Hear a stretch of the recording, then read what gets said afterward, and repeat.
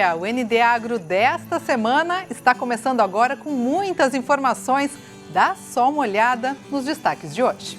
Chuvas causam prejuízos nas lavouras de soja do sul do estado. Família do oeste de Santa Catarina investe na produção de geleias e hoje comercializa o produto com marca própria. Produtores e indústria investem cada vez mais em sustentabilidade para produzir em equilíbrio com o planeta. Exemplo de amor à apicultura, produtor se dedica à produção de mel há mais de 70 anos. E tem muito mais, o ND Agro está só começando.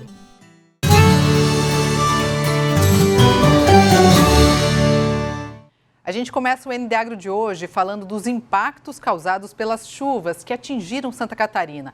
Municípios do sul do estado calculam grandes prejuízos. Os números passam dos 9 milhões de reais, com mais de 500 famílias afetadas. Na agricultura, a produção da soja foi a mais prejudicada.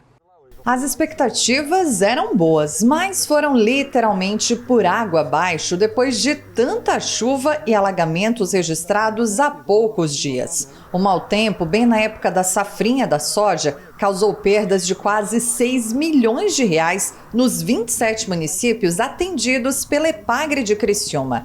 É o caso de Forquilinha. A soja hoje aqui no nosso município, essa safrinha aí, nós temos em torno de 600 a 700 hectares. Mas onde que é no cedo, que o pessoal fala aqui, que é a safra maior, dá em torno de 2 mil hectares. Então é uma lavoura muito significativa para nós. Então, mas também foi uma perca, né? Com esses insumos tudo no alto preço que estão, os agricultores vão sofrer mais uma vez, como vem sofrendo há vários anos. O Márcio é um dos produtores na cidade e ainda nem conseguiu fazer todas as contas, mas já sabe que o prejuízo foi grande. Nós estamos plantando, eu e mais 2 sócios, 150 hectares. E a enchente eu acho que pegou uns 15 hectares garantido, que vai atrapalhar um pouco. Mas a chuva ela quebrou bastante a produção. Tá quebrando em média, que era para dar uns 50, 60, 35, 40 por hectare. Nem contei um prejuízo, né? Tirando para despejo já tá bom, eu acho. A soja é uma cultura sensível à chuva. Por isso, mesmo áreas que não foram inundadas tiveram problemas. Estamos estimando aí uma perda nas áreas atingidas em torno de 80% de qualidade. Em algumas áreas também a gente está conversando com o agricultor para ver se vale a pena fazer a colheita desse produto aí. É um produto de qualidade bem ruim, né? Em algumas áreas já começou até um processo de germinação desse grão aí. Esse grão que entra num processo de germinação no campo, ele é inutilizado, ele não serve nem para consumo humano, nem para fábrica de ração para animais, né? Teve uns pedaços que pegou água em cima, enchente mesmo. Mas a chuva em si mesmo ela atrapalha, ficou a semana inteira molhada, úmida, né? Ela enche, a hora que ela desinche ela perde peso, né? Perde massa. O cálculo ainda não está fechado. A Secretaria de Agricultura estima que os prejuízos vão continuar aparecendo pelo menos pelos próximos 30 dias. Mas já se sabe que, além da soja, a produção de gado leiteiro e de gado de corte também vai ser afetada. Isso porque as pastagens de inverno, que são alimento para o gado, vão ter qualidade e produtividade menores. Então a pastagem de inverno ela serviria de alimentação para o gado de corte, para o gado de leite, e lá na frente isso vai ser sentido bastante, né? Uma produtividade bem menor no gado leiteiro, um peso menor também no gado de corte. A renda do agronegócio é significativa para a região sul. E por aqui, nas regiões de Criciúma e Araranguá, 517 famílias tiveram algum tipo de prejuízo, somando mais de 9 milhões e 700 mil reais em perdas. 15% da economia do nosso município vem da agricultura, então certamente com uma perca dessa sofre o agricultor, sofre o município, sofre as lojas que tem no nosso município, o açougue, o negócio de carro, tudo sofre, porque pega uma cadeia produtiva, sofre todo mundo, então é muito triste. Mas se a chuva parou e é um dia de sol, não tem agricultor parado não. O povo do campo não tem tempo para ficar reclamando. Tem que colher meio úmido mesmo para garantir, né? Vem que vem a chuva de novo. Tem que ir tirando da roça. A intempérie do tempo, a gente tem que levantar a cabeça e tocar e colher o que tem hoje. A gente sempre fala aqui que Santa Catarina é referência em sanidade animal e, por isso, consegue exportar proteína animal para mais de 150 países. Mas tem outro fator que também contribui para que o estado tenha acesso aos mercados mais exigentes do mundo: o cuidado com o meio ambiente. Produtores e indústria investem cada vez mais em sustentabilidade para produzir em equilíbrio com o planeta.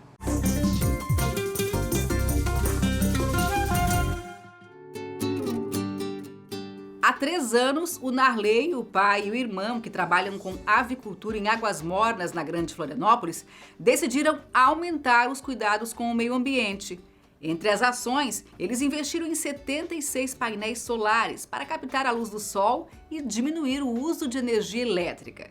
Ao mesmo tempo que contribuem com a natureza, economizam na conta de luz. Ela alimenta 2 galpões de frango. Ela pega a energia solar, transforma ela em energia fotovoltaica, né, e transforma em energia elétrica e manda para a rede para nós utilizar ela. E não é só, como a propriedade está instalada em uma área de nascente, a lei obriga uma compensação ambiental.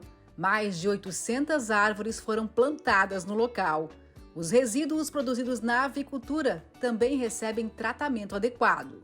Todo o lixo reutilizado aqui na propriedade é tudo guardado e levado tudo para a integradora. A integradora se responsabiliza em pegar todo esse lixo que nós produzimos aqui de volta. O Narley é só um exemplo de quem está produzindo alimentos em equilíbrio com a natureza. Os milhares de produtores de proteína de Santa Catarina e as empresas ligadas ao agronegócio investem cada vez mais em iniciativas sustentáveis, diminuindo os impactos para o meio ambiente. E o estado é modelo também nesse quesito. Utilização de energias renováveis, gestão da água, tratamento de dejetos são só algumas das ações que são parte do dia a dia do setor. Muitas companhias, empresas, indústrias que temos do agronegócio já vêm há muitos anos desenvolvendo metodologias, práticas aprimoradas e modernas de controle ambiental, de gestão ambiental, os SGAs, sistemas de gestão ambiental dentro dessas indústrias.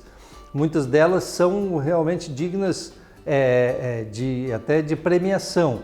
A JBS, uma das líderes globais da indústria de alimentos, investiu em 2019 mais de R$500 bilhão em gestão ambiental nas suas fábricas. Um dos focos é o tratamento de efluentes. A água usada no processo produtivo não é jogada na natureza, o que poderia contaminar os mananciais. Você acumula, você faz reservatórios para acumular esse resíduo, trata esse resíduo e só devolve para a natureza, só devolve para os mananciais depois que ele atinge um nível, inclusive, superior à nossa captação. Os resíduos sólidos produzidos pelos produtores e pelas empresas são reciclados, viram embalagens e outros produtos, evitando o descarte nos aterros sanitários. Já os dejetos na produção de suínos são transformados em adubos ou energia através do biogás. E não para por aí.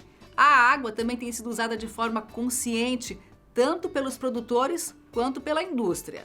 Hoje, o que chove no telhado de um galpão de produção de aves ao ano pode alimentar 2 galpões de aves. Então, um trabalho de conscientização dos produtores para fazer isso. E os produtores são protagonistas nisso. Nossos produtores estão comprando de maneira muito efetiva essa ideia. E também dentro das nossas plantas, investindo em automação de processos, investindo em qualificação e tecnologias de processo de abate que tragam redução no consumo de água. Em 2021, nós conseguimos reduzir 3% no consumo de água. Parece pouco, mas equivale ao consumo de uma cidade de mais de 150 mil habitantes. O setor do agronegócio catarinense, do produtor à indústria, tem entre as prioridades zelar pelo meio ambiente. Fator que, aliado à sanidade animal, faz do estado referência mundial na produção de alimentos com qualidade e sustentabilidade. O Narley tem consciência da importância de fazer a parte dele e alimentar o mundo sem prejudicar o planeta. É um futuro, né? O meio ambiente hoje nós dependemos muito, né? Hoje está o aquecimento global ali, né? Então hoje dependemos muito do meio ambiente, as árvores, tudo para produzir para nós uma vida mais, um futuro melhor, né?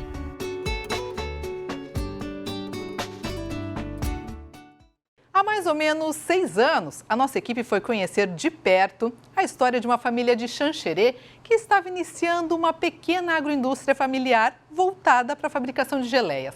Há poucos dias, nós voltamos ao local para ver como a família está agora. E o resultado foi surpreendente. Foi na lavoura, aqui nos arredores da propriedade, onde começou a história da família Skanagata.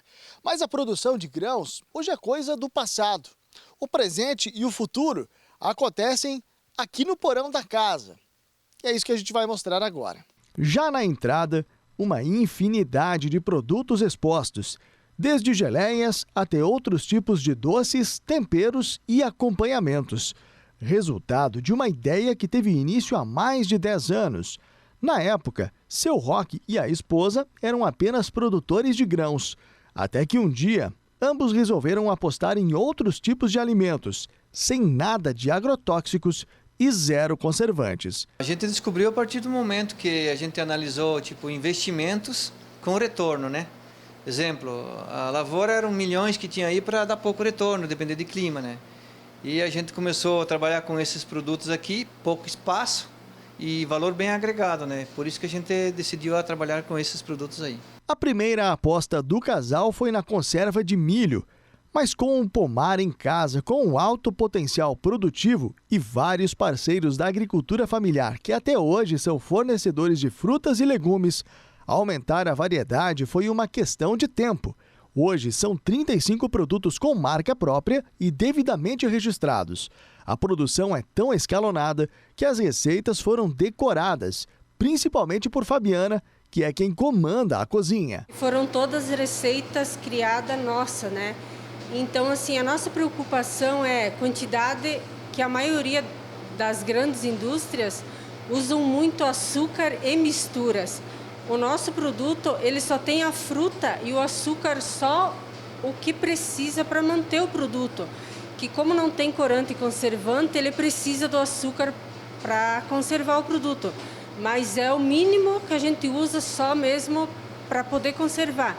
Tanto é que tem bem mais fruta do que açúcar no produto. Para chegar ao resultado de hoje, com geleias tão coloridas e saborosas e até únicas no mercado, como no caso do doce de manga, a pasta de amendoim e o creme de castanha do Pará, foram muitos testes e muita paciência. A gente errou muita receita, mas a gente queria chegar na receita boa, que ficasse perfeita, colorido, enfim, num geral. A gente errou muita receita até chegar onde a gente está hoje, são mais de 10 anos.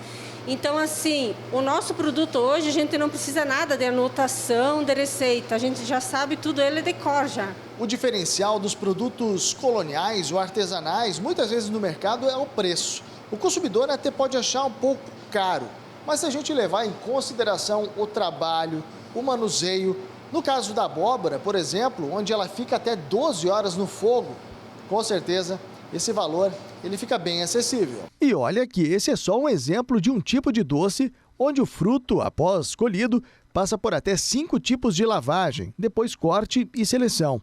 Existem outras frutas e especiarias que, pela sensibilidade, precisam de um manejo mais cuidadoso, desde a colheita até a inspeção após o invase. Além do tempo de cozimento de todas as geleias que eu te falei, que em torno de 10 a 12 horas, até tem produtos que vai mais até, né?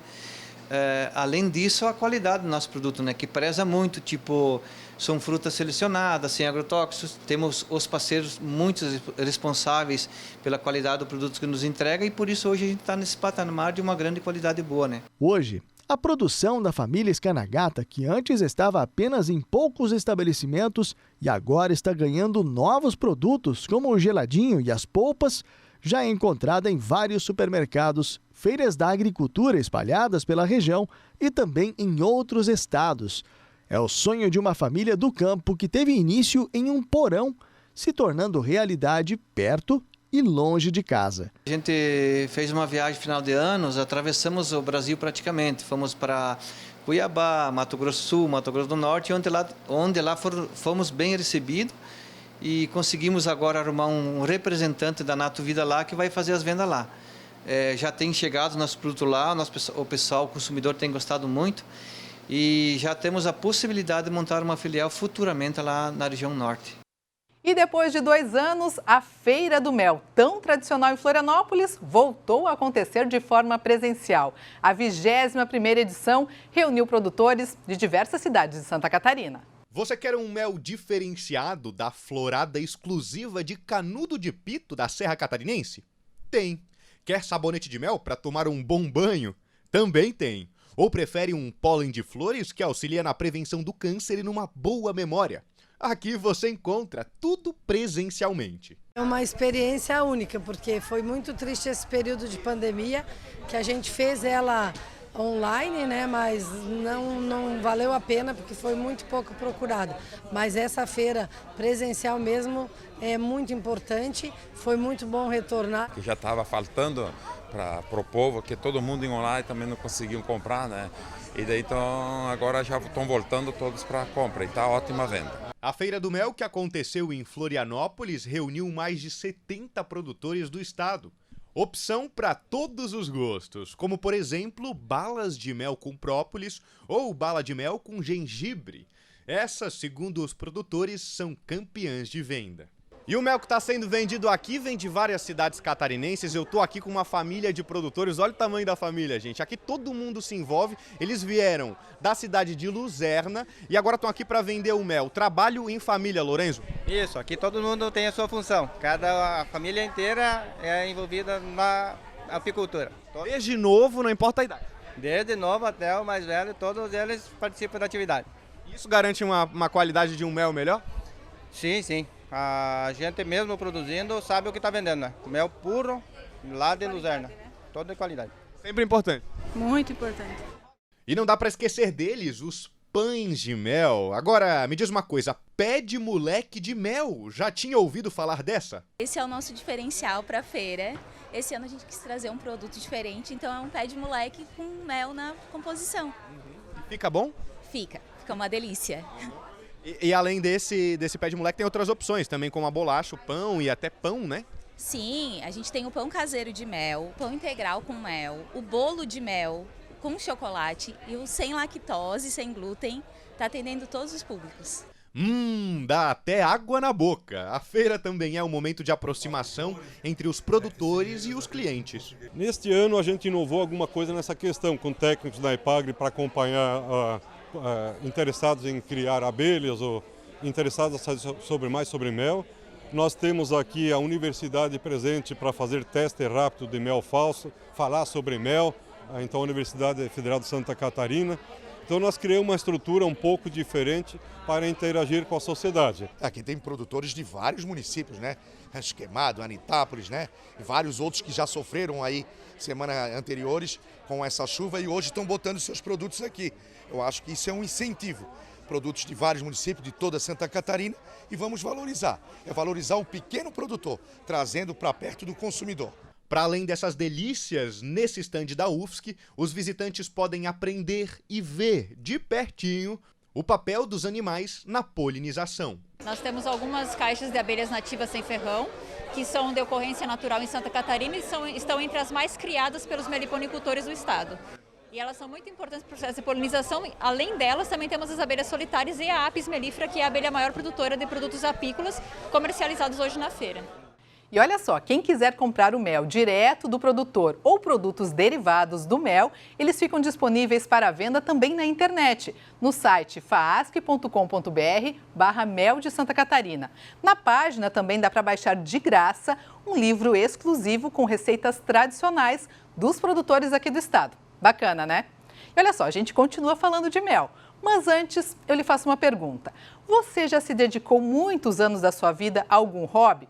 E quando você pensa que foram muitos anos, se dedicou quantos? 30, 40? A gente vai conhecer agora o seu Belmiro, que tem 81 anos e desde os 11 tem colmeias de abelhas sem ferrão para a produção de mel da família. Nessa conta aí, já são 71 anos dedicados à apicultura. A Renata Albuquerque e o Célio Gaspareto contam mais dessa história pra gente. É no interior de Xaxim, na comunidade Pilão de Pedra, que a gente encontra o seu Belmiro, de 81 anos, cuidando do hobby preferido dele, a apicultura. São 70 anos dedicados às abelhas sem ferrão. Ele diz que toda tarde confere como é que elas estão. E aqui na propriedade do seu Belmiro são cerca de 8 espécies de abelhas que ficam todas em colmeias, em caixinhas como essa aqui. Por ano, elas produzem cerca de 40 quilos de mel. Um amor que a gente tem para as abelhas, né? É um amor que sempre tive. Sofre, é sofrido, tá louco, mas é gostoso. Né? A gente tem porque gosta e é um capricho de ter, é um passatempo. Mas nem todo esse mel é retirado para o consumo da família. É somente parte, porque o seu Belmiro faz questão de deixar a outra metade para as abelhas. Ele diz que elas merecem mais que eles, até porque são elas que fazem todo o trabalho. A gente não colhe o mel de todas elas, né? Mas eu tiro só um pouquinho, né? Só um pouco. Por que o senhor tira só um pouco? Porque tem que deixar para elas, né? Porque ela não fez o mel para nós ir roubar delas. Nós estamos tirando delas. Daí tem que deixar para elas também. Ela não vem se comer, ela no verão, quando tem bastante florada, então ela vai guardando, né? Ela trabalha direto, né? Ela não para. Outro ponto que ele faz questão de contar é que eles só podem mexer da metade da caixa para cima. Embaixo, na caixinha embaixo, então não mexe, nunca. Por quê? Porque é o ninho delas, a casinha delas, né? Então tira só em cima. Só você tem que fazer um trabalho, né? Dividir de um enxame fazer 2, daí tem que mexer, senão não. E não é somente esse cuidado que ele tem com as abelhas. Esse espaço aqui é reservado para ajudá-las na produção e manutenção do favo. Aqui ele e o filho colocam essa lâmina de cera que é feita na propriedade, grudada nessas hastes que vão nas caixas que viram as colmeias. Eles dizem que esse processo ajuda muito na hora da retirada do mel na centrífuga. Daí o mel vai saindo nas venas, vai jogando com a velocidade do vento, vai jogando o mel para fora do favo. E daí ele dá na parede da centrífuga e vai descendo. Daí. Esse volta para a caixa de novo. Daí. Antigamente eles usavam esmagar o favo para poder tirar o mel. Espremiam nele. Só que daí a abelha demora muito tempo para produzir o favo de novo depois. O seu Ari lembra que para uma abelha sem ferrão produzir 1 quilo de cera, ela precisa comer 1 quilo de mel. Por isso, se o favo volta assim, já pronto para a caixa, o mel sobra e ela produz muito mais. Só que ele não sai 100%, sempre fica um pouco. Cada 8 favos desses, mais ou menos, ele dá mais ou menos 1 quilo e pouco de mel cada favo desse. E sempre fica um pouquinho, daí cada 8 favos desses fica 1 quilo. Mas daí é colocado ali fora para elas vêm, elas chupam, limpam ele e levam para a caixa de novo. Daí. Fazendo todo esse processo, a família mantém a produção de mel para o consumo próprio durante todo o ano e contribui para que as abelhas sem ferrão também tenham mel para o inverno, período que elas mal aparecem do lado de fora das caixinhas. Florianópolis foi sede de uma feira internacional de negócios e do Fórum de Agrotecnologia, onde alternativas e potencialidades do setor de exportações no estado estiveram em pauta. Afinal, quando o assunto é exportações de carne, Santa Catarina desponta na liderança do Brasil. O Fórum Agrotec para pequenos e médios produtores marcou a manhã do último dia da Feira Internacional de Negócios. A primeira edição da FIM em solo brasileiro aconteceu no Centro de Eventos Luiz Henrique da Silveira, em Canasvieiras, na capital. O painel de debates contou com nomes do setor da tecnologia no campo e discutiu alternativas e potencialidades do setor para Santa Catarina. É um marco porque as pessoas vão ver as tecnologias novas, as tecnologias emergentes que estão aparecendo, que vão ser de grande valia para os anos vindouros, né? Trazer produtividades maiores e até também possibilidade de reduzir áreas agriculturáveis, aumentando a produtividade. A mesa redonda do fórum tratou sobre temas como sustentabilidade, comércio exterior, biodiversidade e mecanismos que possam otimizar e potencializar as produções. O Luso é sócio e fundador de uma empresa pioneira no ramo da tecnologia limpa, que promove eficiência nutricional às plantações via satélite. Uma solução nova no mercado, que foi destaque no debate. A gente traz aqui, não só para o Estado, mas para todo o Brasil, uma tecnologia que possibilita o ganho de produtividade a campo, trabalhando nos macro e micronutrientes no solo, e com isso a gente tem uma planta mais saudável, uma planta mais produtiva e tem consistentemente apresentado ganhos de produtividade aí acima de 15%, 20%, 25%, o que é muito bom para o produtor, porque isso é feito sem trazer nenhum adicional de impacto ambiental. Outro destaque foram as soluções relacionadas à economia digital no agronegócio, já que, cada vez mais, o Estado precisa se modernizar para corresponder às expectativas do mercado. Entender um pouco mais desse environment que Santa Catarina tem e apresentar a nossa tecnologia, apresentar essa conexão com blockchain, com essa economia digital, para a gente situar e nos situarmos bem dentro desse mercado de Santa Catarina, que é extremamente evoluído. O comércio exterior e as relações do Estado com mercados consumidores no mundo todo também foi o foco, principalmente em uma feira em que negócios são o carro-chefe. Quando o assunto é exportação de carne, Santa Catarina desponta na liderança aqui no país. No primeiro trimestre do ano, o estado respondeu por 23,6% do faturamento brasileiro com a exportação de carne de frango, principalmente para o Japão.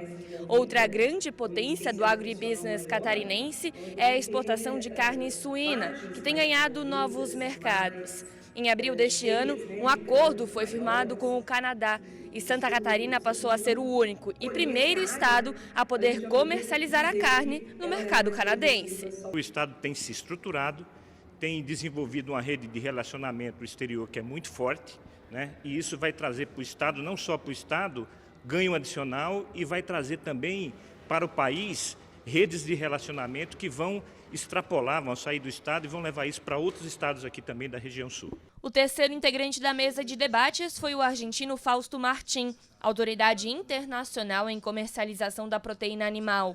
Ele trouxe a visão externa do mercado e também discussões sobre possibilidades para Santa Catarina e para o Brasil. Naturalmente, Santa Catarina y toda la región sur de Brasil es un productor y un exportador de carne, de cereales, de agroproductos.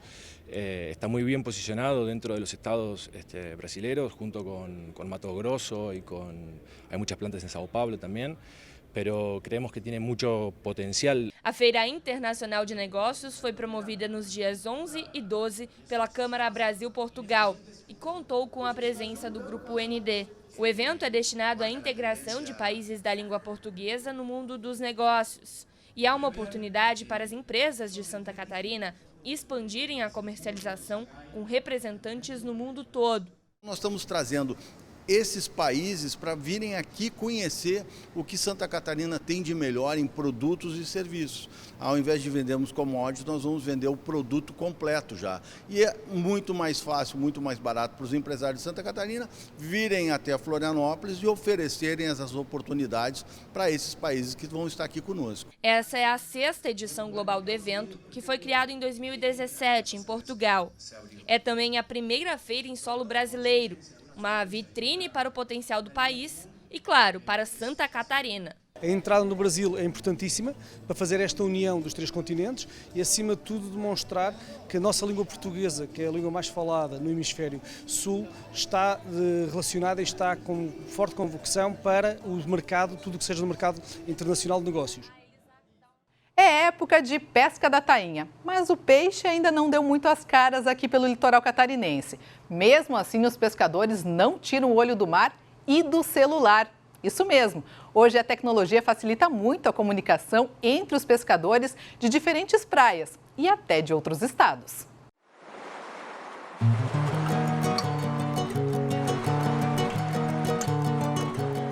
Eles passam meses de olho no mar. A safra da tainha é o momento mais importante do ano para o pescador. Então, de maio a julho, a dedicação à pesca é integral, 24 horas por dia. É tradição que passa de geração para geração. Claudinei pesca há 35 anos. Quando ele começou, era tudo bem diferente de hoje, principalmente com relação à comunicação entre os pescadores, que há alguns anos era de forma bem simples. Naquela época, a comunicação da canoa com o ex-vigia, né, era só através de abanando. né? O vigia já ia para o ponto dele, o pescador ficava distribuído pelo longo da praia. Aí quando o vigia abanava, aí a gente conseguia saber que era hora de fazer o lance. Hoje, com tanta tecnologia, os ranchos passaram a ter internet e outras formas de comunicação entre quem está de olho no mar e quem está esperando para colocar o barco na água. Digo, tá na escuta, Digo? Alguma presença de peixe no momento aí? O tempo veio passando, veio evoluindo, né? Chegou os rádios amadores e a gente viu que esse tipo de rádio faria uma boa pesca para a gente, né? A comunicação poderia melhorar, o patrão da canoa leva o rádio na canoa e o vigia fica com o rádio. Então a gente sabe que está na canoa, se o lance é mais por fora, é mais por dentro, a quantidade de peixe já é informada. Sai que a canoa grande, é bastante peixe, é a rede maior. Às vezes o vigia ele identifica o peixe e já está muito próximo à canoa. Então o rádio faz essa agilidade funcionar melhor. Ainda em 2015, o Marcelo, que é filho de pescador, tomou a iniciativa de criar um grupo no celular para compartilhar informações da pesca. A ideia deu tão certo que hoje são 12 grupos, com mais de 3.000 pessoas envolvidas, onde eles recebem informações da pesca desde o Rio Grande do Sul até o estado do Pará. Foi criada com o propósito de levar as informações para os pescadores, né? E assim manter informado da área pesqueira, né? E as tainhas, quando as tainhas estão lá no Rio Grande do Sul, já viajando para rumo aqui a norte, e manter eles informados, né? Onde que elas estão indo, né? Alguma notícia aí de tainha viajando para norte aí? E assim as informações vão chegando de forma muito mais rápida e eficiente. Se lá no estado gaúcho tem tainha no mar, aqui em Floripa tem pescador sabendo como está a situação. 28 metros aqui por fora de cidreira, aqui não, por enquanto não vi nada, meus queridos. Além disso, nos grupos de internet há informações sobre licença, previsão do tempo, regulamentações, tudo que possa ser relevante para o dia a dia do pescador. Através do grupo do Marcelo, do IDP, a gente consegue saber em que posição que esse peixe está se movimentando. A partir do dia 15 agora, que as embarcações anilhadas começam a trabalhar, já começa a botar esse peixe mais para a orla, a gente vai saber onde é que o peixe realmente está e a previsão mais ou menos dele chegar próximo das nossas praias aqui. Só na Grande Florianópolis são cerca de 3.000 pescadores diretamente envolvidos na pesca da tainha. No estado, são mais de 20.000. No rancho do Ney, 35 homens estão todos os dias esperando pelo peixe. Enquanto ele não vem, eles ficam em contato o tempo todo, pois quando a informação chega, é barco no mar e rede na água.